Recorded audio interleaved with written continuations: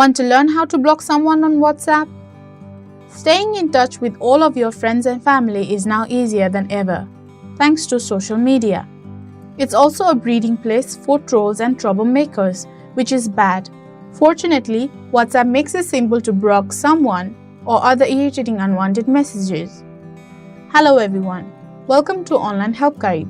Today in this video, I'm going to show you how to block someone on WhatsApp. So without any further ado, let's get started. First, open your WhatsApp. Open the contact you want to block. Now tap on 3 vertical dots that is on the top right corner of your screen. Now tap on More option.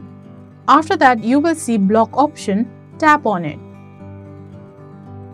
A pop-up will appear. Tap on Block.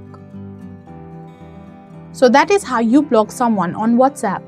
Thank you for watching Online Help Guide. Hope this video was helpful.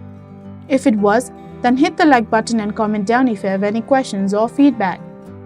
Also, if you are new to our channel, subscribe and hit the bell icon so that you don't miss our upcoming videos.